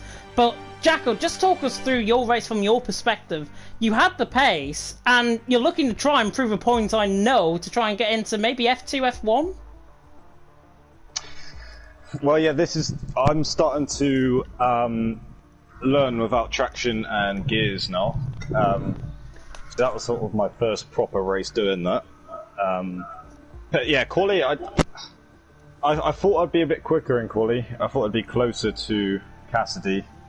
I feel like he was still a bit quicker, maybe within like 3 tenths or so. But yeah, got to the race. My start's usually quite poor, so the restart sort of saved me, to be honest, because on the first one I went to 4th, and then like held position in second on the second one. But yeah, I don't know. Then some reason around the pit stops, me and Cassidy just sort of we just flew away and ended up being like 20 seconds ahead of everyone, and we're in our own battles. So yeah, positive outcome to me. Positive outcome for me. That race taken out of me, James. You know. It definitely has taken it out of you. I can just tell it has. But talk us through going in towards pre-season, of course, next week in Bahrain, because that is going to be a whole different kettle of fish. You've got the win under your belt here in the social race. How will you now transition from the social race to pre-season next week? Because it does get tough from next week onwards. Yeah, well, I believe I'll only get quicker from here, learning without many assists now, so just got to stay consistent, keep practicing, and hopefully I can be faster than Cassidy around certain tracks, and yeah, hopefully win a few races and put myself within a championship fight. Yeah, well, it'll be interesting to see. I might not get to commentate with you this season, but hopefully it'll be good to see your progress throughout, going in, of course, whatever division that these guys may be placed in, and hopefully we get to see you winning once again out on track. Thank you very much, Jack. We'll now move on, of course, to give me a second. I'm having to get the party up on my iPad. It is Mr. Ballboy57, I believe. Mr. Ballboy, are you there? Is it? Yeah. I mean, you are. I don't think Cassidy's here in a party, and you did get driver of the day. So overall, it was a very. Obviously, you joined for the restart, which meant you did start at the back of the race, so you can't talk about quality, but that's your best finish compared to last season when you were in F1, where you got 6th in Australia, so that's already a big improvement, and you seemed very competitive, especially late on in the on the stint of the sauce. How would you say your race went overall, as the whole? Well, I guess with no qualifying in that. It was a bit of a disaster, I'd say, actually, because I kind of crashed 3 times. First, you know the curb after the long straight? On the inside? I don't know what it is. Every time I touch it, I just spin the car, and I saw some other people do that as well, so... but yeah, I'll know for the real event in Belgium, make sure to avoid that, but yeah, then I had a bit of a thing with Matey Boy, unfortunately, and with Michael F1 at the end, but yeah, the pace was good. I think if I did qualifying, I would have got a podium perhaps, because I think Edzax had an issue or something, but no, yeah, it was an okay race, I guess, and it's good to get like all of these mistakes before the actual, like, the points are all dished out and that in the real championship, so yeah, it was okay today. And you're doing a lot of overtaking compared to last season. I think you're also defending late on from Michael F1, which obviously ended in a spin for you where you would have got P4, but do you think with you being an F3 you can fight more often in these kind of positions next season? I hope so, depending on who's in F3. Yeah, that's the goal, to turn into my P10s for the last 2 seasons in F1 to like P5s or getting podiums perhaps. But I don't know, like I said, it just depends on who else is there, because I know my pace, but other people's can change and improve and stuff, so yeah, we'll see how it goes. Well, obviously great race, making a good recovery and getting driver of the day, and best of luck for F3 next season to possibly put up a championship fight maybe. Thank you very much, thanks for the stream. No problem. As Michael F1 is in the party, James, who I think came just behind Ballboy in 6th, as Cassidy I don't think is in the party. Yeah, he did indeed. Michael F1, of course, finishing 6th behind Ballboy out on track. Really good drive from you, by the way. I was really impressed with the pace. Talk us through your race. Thank you for that. Yeah, I was really surprised of the pace I had, despite, I think, spinning 3 times in the first 5 laps. Been at the back of the grid twice, and yet to spin that much and still had the pace on the mediums from the start of the race, even passing Edzax on his fresh mediums and pulling away from him. So I knew I had good pace just by that stage, but it was just trying to stay off the curve effect and catch around, and that's what I'm still learning. And as soon as I got on the softs, I was able to pass the car on track for a while until Cassidy stole the fast lap from me on his extra stop. But yeah, I was catching forward by quite a lot actually, which was surprising, and Edzax ahead of him, so I'm near at the pace to probably challenge Jacko and Cassidy in the future. It was just qualifying didn't really turn out well for me. So it was just a learning curve of where my actual race pace were. Yeah, just talking through that as in terms of your pace angle, you said you were going to be close towards the likes of Jacko, towards the like of Cassidy as well. Do you feel if you got a better run in this race, in the social race tonight, that you feel that you would have had the pace to try and catch them? Yeah, because like I said, when Edzac, because I don't know if Edzac was up there with the top two, because I know he was in the top three in qualifying, but I was already past him when he made his stop, and I was still on my medium old tyres. So I'm guessing I do have the pace to challenge for the top three, but you have to see when I have a decent qualifying run and just see what it's like from there. I'm really happy with my race pace today. Yeah, given that we're only 3 days into the game as well, still takes a bit of getting used to. Going forward into pre-season next week, how do you feel like you're going to take from what you've learned here tonight in the social race into next week in the pre-season race? Just pretty much learn what curves you can take and what you can't take, because I think that's the one I'm struggling with at the minute. Because obviously I'm not the greatest guy to stay in track limits, so that's what I definitely need to work on. Otherwise, I should be challenging top 3 or top 5 at least. And I do apologise for boys spinning at the end. I don't know what happened. I don't know if I squeezed him a little bit too much, but I put my hands up if I did, and I just slowed down and just let him by. Yeah, which was very sportsmanlike, and I've got to say thank you for that as well. It's not often we see that on the stream as well. But hopefully next week in the pre-season race you'll come alive, and hopefully you'll be challenging the likes of Jacko and Cassidy. But go and enjoy your evening. Thank you very much, and good luck in your races. Thank you very much indeed, and that is the end, I believe. We have got T-Hawk alongside us in the party as well, who I'm not sure if he's got a few words to say about the social race. Probably nothing that should be discussed in public, other than of course the usual thank you for attending, thank you for keeping it clean for the most part.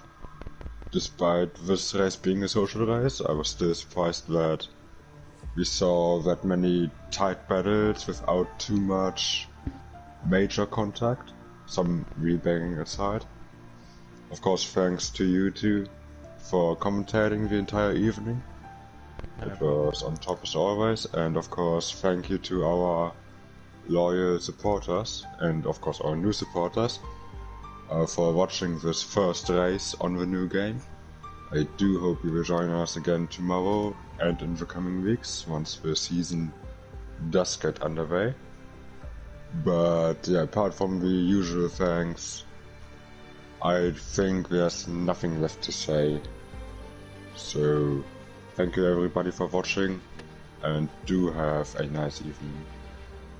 Yeah, and I'll echo that from T-Hawk as well. We are 3 subscribers, by the way, away from 650. So if you're brand new to the channel, go and click that subscribe button now. It won't be the worst thing you'll do ever in your lifetime if you subscribe to the FRL channel. Going forward, of course, we have got FRL and F2 social race tomorrow night, myself and Bunty taking you through the action, and then we're back in Bahrain next week for the first pre-season race, 7 PM for F3 and F4, and that's on Monday, and on Tuesday, of course, F1 and F2 taking place at 7 PM on Tuesday evening as well, so hopefully you can join us all for that. But from myself, and for the first time on F1 2021 I get to say this, thank you so much for watching FRL F3 and F4's Social Race, and until next time, goodbye.